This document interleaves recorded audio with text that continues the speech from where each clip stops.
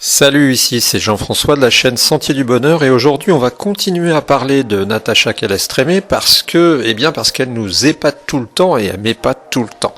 Alors je dois te dire ce qui s'est passé depuis la dernière fois, je dois te faire quelques petits résumés, je dois te dire aussi pourquoi j'interviens parce qu'en fait j'avais pas prévu d'intervenir concernant Natacha Calle-Estrémé. J'avais fait un sujet et puis après j'avais fait une explication puis je pensais que j'en étais quitte.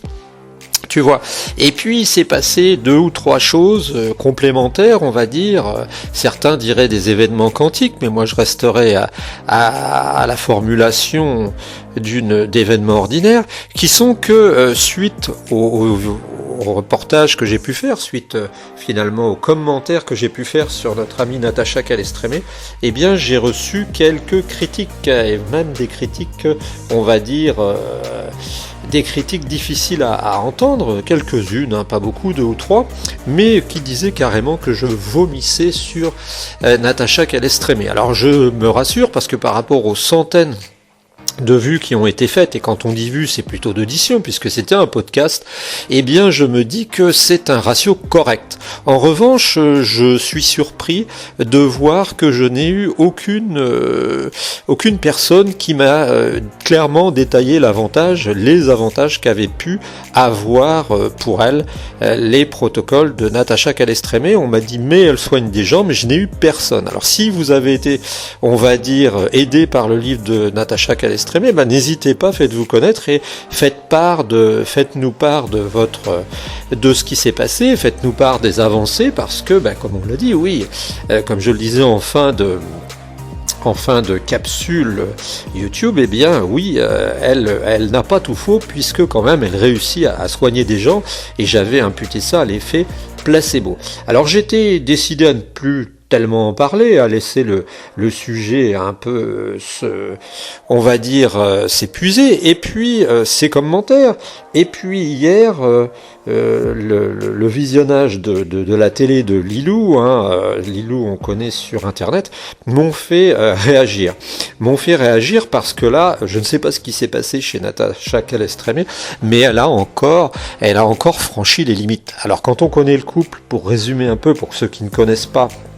eh bien, Natacha Calle-Estrémé, c'est la femme de Stéphane Alix. Stéphane Alix, eh bien, on l'a connu dans ses reportages, je crois que c'est Reportages extraordinaires, ou je sais plus, Enquête extraordinaire, sur, alors c'était peut-être M6, je sais plus très bien, parce que moi je ne les ai pas vus, mais disons où il présentait des phénomènes extraordinaires, et ils se seraient rencontrés sur le tournage, ils n'ont pas le même nom, et je ne sais pas s'ils sont mariés, et en fait, ils partagent cette passion pour l'au-delà, pour tout ça. Alors comme je le disais, tu trouveras des vidéos sur Stéphane Alix, pourquoi je n'achète pas le dernier livre de Stéphane Alix, etc. Et pourquoi j'ai du mal avec Stéphane Alix parfois, parce que je continue à penser que Stéphane Alix va loin. Alors j'avais expliqué aussi, je suis pas psychologue, mais je suis un peu psychologue du commerce, du café du commerce. Et j'avais un peu expliqué l'évolution psychologique de Stéphane Alix, qui avait évolué, qui a avancé et qui s'est retrouvé, à la tête d'une petite structure qui finalement, je vais pas dire exploite, mais qui travaille sur l'au-delà, etc., etc., etc. Et donc, Natacha Calle-Estrémé étant sa femme, eh bien, elle fait partie de cette mouvance, bien entendu. Il partage sans doute certaines choses. Et je crois avoir lu ou entendu que, je l'ai entendu dans un reportage, que Stéphane Alix avait profité, entre guillemets, des protocoles de sa femme, qu'il avait aidé à sortir des traumatismes relatifs aux troubles qu'il avait ressentis en sachant qu'il a été abusé. Ça, il l'a su grâce à des champignons hallucinogènes qu'il avait ingérés volontairement. Enfin, voilà. Donc tu vois, c'est assez compliqué. Mais j'étais revenu sur le personnage de Natacha Calle-Estrémé et j'avais expliqué en fait qu'elle-même dit que il y a eu une période creuse dans sa carrière, parce qu'elle a rencontré, je crois, son mari lors du tournage des Enquêtes et elle était un peu en stand-by. Et Natacha Calle-Estrémé vient de performer, là elle a explosé le plafond Alors je sais pas si c'est le plafond de verre ou le plafond d'autre chose, mais elle a explosé le plafond puisque avec ces protocoles là, elle a réussi à dépasser, soit d'après ce que j'ai entendu dans le reportage de la télé de Lilou hier, puisque Lilou a fait 2 interviews de Natacha Calestrémé à peut-être un mois de distance, eh bien elle a réussi à dépasser les 200 000 exemplaires, ce qui fait peut-être 400 000 euros hein, de bénéfices, ce qui est considérable. Et pourquoi est-ce que j'ai décidé d'intervenir? Pourquoi est-ce que j'ai décidé de parler? Eh bien, parce que Natacha Calestrémé, dans ce nouvel entretien avec la télé de Lilou, eh bien, nous confie qu'elle sort un nouveau livre plus destiné à la maison, à nettoyer chez nous, etc., etc. Donc après les fameux 40 protocoles, eh ben, elle sort encore un livre de protocoles. Alors, tu sais, c'est un peu comme les visiteurs, hein, c'est le 1, le 2, le 3. Je pense qu'avec le 1 à 200 000 exemplaires au moment où on en est, eh bien peut-être que le 2 va faire peut-être 100 000 exemplaires en 3 semaines, un mois, quoi. Donc c'est pas mal. Et donc j'étais décidé à ne pas intervenir, parce que je m'étais dit, il y a quand même une certaine forme de décence, j'essaie de respecter certaines règles de déontologie, on dira, hein, même si je suis pas journaliste, et je m'étais dit, bon, je vais pas intervenir, je vais pas gêner le débat, je ne vais pas la ramener pour être vulgaire, et je vais me contenter de voir ce qui se passe, et puis de laisser mourir le sujet. Mais là, en voulant montrer à quelqu'un que je connais bien, à la fois la télé de Lilou et puis aussi Natacha Calestrémé, eh bien j'ai été surpris, les bras m'en sont tombés quand j'ai entendu la fameuse Natacha Calestrémé parler de son nouveau livre. Alors j'avais déjà émis des remarques, on va dire je suis en train de chercher le mot, tu vois. J'avais déjà émis des réserves parce que je m'étais dit que c'était limite la dernière fois quand on avait présenté les protocoles, parce que Natacha Calestrémé les présentait, ces 10 protocoles, comme étant, ils sont 40 à midi des ITS, elle les proposait comme étant finalement le digest de tout ce qu'elle avait appris sur ce que faisaient les chamans, et c'est pour ça que je l'avais appelée la chamane version 2.0, hein, la chamane de notre époque, la chamane numérique. Et donc, ce qui me gênait, ça n'était pas qu'elle cherche à soigner les gens, ça n'était pas que Natacha Calestrémé essaye de résoudre des problèmes. Ce qui me gênait, c'était simplement qu'elle attribue tout cela à quelque chose qui était en rapport avec la physique quantique. Et moi, je n'ai pas une grosse culture scientifique, hein, j'ai un bac C et puis j'étais enseignant après, mais je dois avouer qu'il y a des choses des poils qui se hérissent sur mon dos quand j'entends parler de physique quantique. Pourquoi? Eh bien parce que la physique quantique, eh bien c'est le moyen qu'ont trouvé certains individus pour justifier tout et n'importe quoi. Et ce qui est très important de comprendre, c'est que en science, comme dans tous les domaines, on ne peut pas tout expliquer n'importe comment. Hein, il y a quand même certaines règles. Et depuis quelques années, on va dire depuis quelques décennies, est apparue ce qu'on appelle la physique quantique, une physique qu'on pourrait qualifier de non intuitive, contre-intuitive, puisqu'elle met en place, elle nous dit qu'il existe des phénomènes qui nous paraissent pas naturels.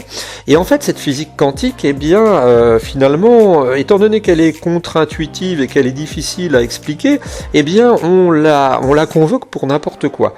Et je me suis hérissé le poil en voyant que Natacha Calestrémé se présentait comme une journaliste scientifique, ce qu'on peut concevoir, mais dans ce cas-là, un scientifique, elle est journaliste scientifique à un niveau moyen, hein, c'est pas une journaliste d'élite. Elle a dit qu'elle est très carrée, et dans ses discours, dans ses discussions, dans ses entretiens, elle parle de la réincarnation comme de quelque chose de normal, et comme l'âme de quelque chose de normal. Or, où je veux en venir, c'est que y a rien de normal dans la réincarnation et il y a rien de normal dans tous les processus qui sont qu'elle décrit. Donc ce qui se passe, c'est que pour introduire, on va dire, pour donner une force à ses propos, elle avait donné l'idée que la physique quantique était finalement la justification de ce qu'elle faisait, et une justification. Et je me suis inscrit en faux contre cela, en expliquant bien que la physique quantique c'est quelque chose de très compliqué, que les journalistes justement scientifiques ou pseudo-scientifiques ont voulu la démocratiser, et que voulant la démocratiser, eh bien, ils ont un peu fait n'importe quoi, par exemple, avec cette histoire du chat, là, en disant que le chat de Groninger, je sais pas comment ça s'appelle, tu verras bien, et en fait que le chat, il serait mort ou vivant. Or, le chat, d'après ce que j'ai compris, c'est un ensemble macroscopique, il est énorme, alors que la physique quantique s'adresse tout de même à des microparticules. La physique de... Et donc il y a des paradoxes et tout le monde tombe là-dedans et explique n'importe quoi. Et c'est ce contre quoi j'ai voulu me prémunir et dire aux gens qui m'écoutaient, mais attendez, Natacha Calle-Estrémé nous parle de physique quantique, nous parle d'explications chamaniques et tout, mais moi j'y vois plutôt l'effet placebo.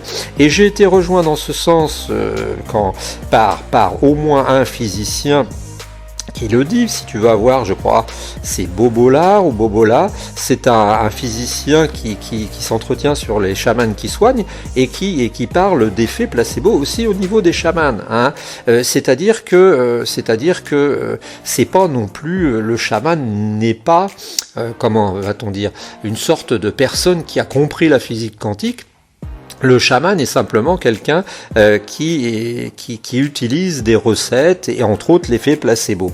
Et si le chaman a des attitudes qui correspondent parfois à des paradoxes de la physique quantique, ça ne signifie pas que le chaman soit quantique, tu vois ce que je veux dire. Et le problème, c'est qu'actuellement, les chamans, on dit, je le répète dans une chanson, sauter sur le premier Jésus-Christ qui passe, mais là en ce moment on a l'impression qu'on saute sur le premier chaman qui passe.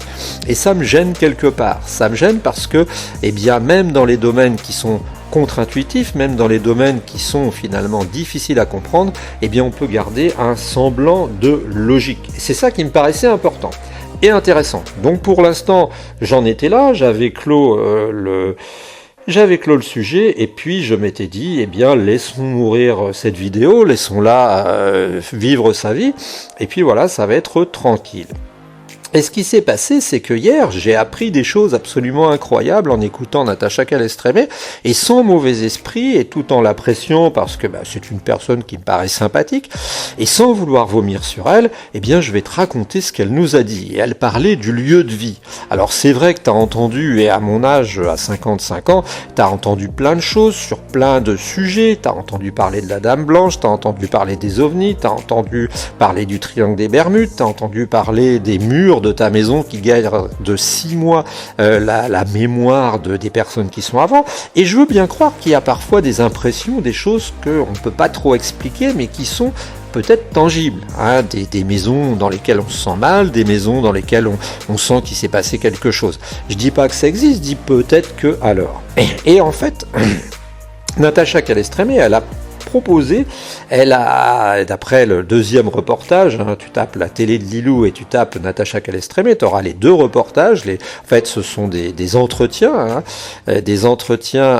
sous forme de Skype, et en fait, eh bien tu t'aperçois qu'elle a proposé quelque chose pour la maison, hein, tu vois, c'est-à-dire qu'avant c'était l'énergie, recouvrer son énergie en 40 protocoles, et là elle propose quelque chose pour la maison et pour le lieu de vie. Alors on connaît déjà un peu ça au niveau du Feng Shui, parce que le Feng Shui, si tu connais, si tu as lu des livres, hein, tout le monde a lu ça aussi, je pense qu'on connaît tous à peu près les mêmes, on a à peu près les mêmes bases, même si les miennes ne sont pas super solides.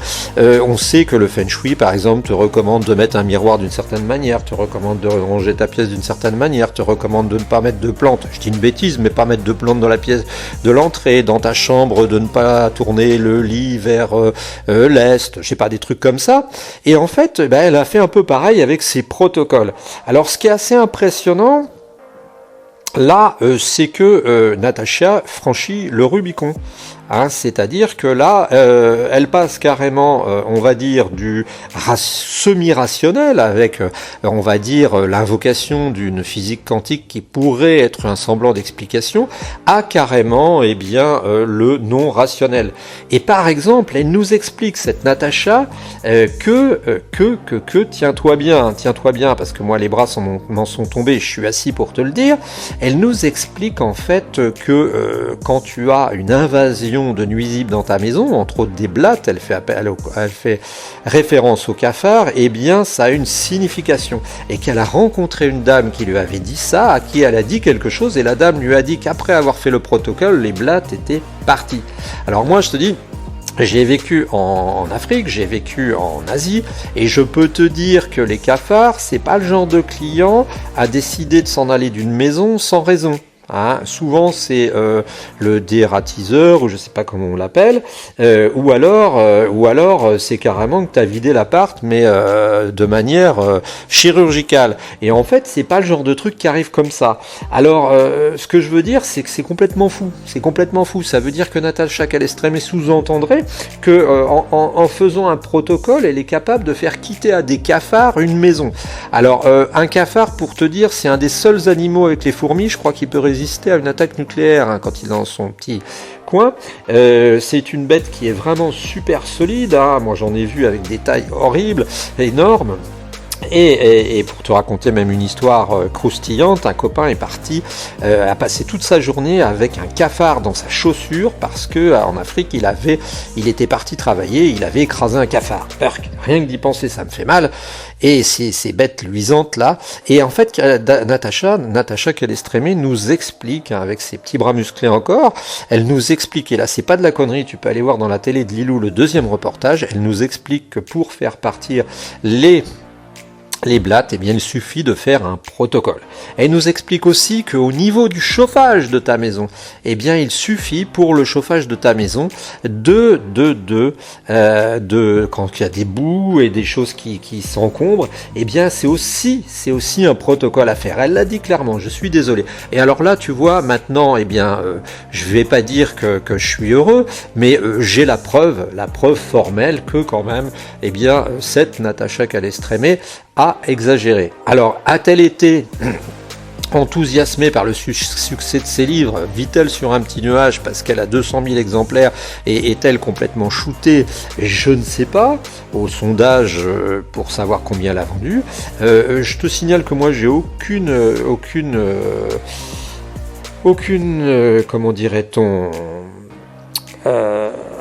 jalousie à l'égard de cette dame. Franchement, je gagne suffisamment ma vie, mais je le ferai sûrement pas en disant que les cafards s'en vont d'une maison avec un protocole et que les chaudières se nettoient avec un protocole. Hein, moi, j'ai un voisin ou deux là tout près qui sont multimillionnaires. Je peux te dire que quand ils ont dépensé 30 000 euros ou 40 000 euros dans un système de chauffage avec une chaudière Wiesmann et puis qu'ils la font réviser tous les ans, ils ont aucun problème. Et c'est pas parce qu'ils sont mieux que moi, c'est simplement parce qu'ils ont plus de fric et c'est tout, c'est comme ça. Donc ces propos, que ce soit à propos du chauffage, que ce soit à propos des blattes, pardon, m'ont paru complètement allumés et je trouve que ça n'est pas normal. Alors pour moi, si tu veux, ce que je voulais te dire, c'est que aussi Natacha Calestrémé, ça n'est qu'un épiphénomène, hein, c'est-à-dire que voilà, son mari et elle me sont sympathiques globalement. Je me permets de donner mon avis et là, ça met plus que de l'eau à mon moulin, ça met 3 ans d'eau à mon moulin. Et en fait, finalement, Natacha Calestrémé n'est pas responsable parce que ce qui est responsable, c'est finalement plutôt la décrépitude de notre monde où le niveau ne cesse de baisser. Sinon, comment expliquer que des personnes écoutent encore sérieusement cette dame quand elle dit que les chaudières se bouchent à cause d'une histoire de protocole et qu'on pourrait faire pour les déboucher et que les blattes, etc., etc. Alors c'est ça que je voulais te dire, c'est que là c'est QFD, la preuve est faite, c'est même plus la peine de se fatiguer. Si c'était la Tronchambier qui travaillait, elle serait arrêtée dès le début parce qu'elle aurait dit voilà, ça y est, hein, c'est même plus la peine de commenter. Je te dis, je vais me faire taxer de jaloux, d'ombrageux, de ce que tu veux par rapport à cette personne, mais je suis désolé, il y a un moment où il faut s'arrêter. Alors pourquoi est-ce que ce que fait Natacha Calestrémé peut être intéressant? Eh bien parce que ça peut permettre à des gens, par l'effet placebo, de, si ce n'est résoudre leurs problèmes, au moins avoir certains soulagements. Maintenant, tu noteras aussi un petit bonus à la fin, que l'attitude, la manière dont fonctionne Natacha Calestrémé correspond aussi à une attitude assez féminine, tu vois, si tu prends des gens comme Thierry Casasnovas, si tu prends des gens en général, ces gens-là sont plutôt dans le contre. Et ce qui est très intelligent chez Natacha Calestrémé, et qui correspond un peu finalement à la manière de fonctionner des femmes, hein, c'est-à-dire une manière moins directe, eh bien c'est qu'elle va pas être contre, elle va être avec. Par exemple, elle recommande de prendre un thérapeute en plus de ce qu'elle fait. Et elle explique que des médecins pensent qu'elle est sur la bonne voie. Alors je rappelle bien entendu que des médecins, il y en a 200 000 en France, 100 000 généralistes je crois et 100 000 spécialistes, et que sur 100 000 t'en trouveras toujours pour dire certaines choses. De même que les gens qui soutiennent n'importe quoi à propos de la physique quantique, les scientifiques, tu trouveras toujours des gens qui te diront, quelques scientifiques, il y en a 2 à ma connaissance, ou 2 peut-être, qui ont une voie alternative sur des centaines et des milliers. Et tu vois, tu trouveras toujours des gens pour te soutenir quelque chose de différent, d'autant plus que ça leur permet d'avoir du crédit et peut-être même des crédits pour leurs recherches alternatives.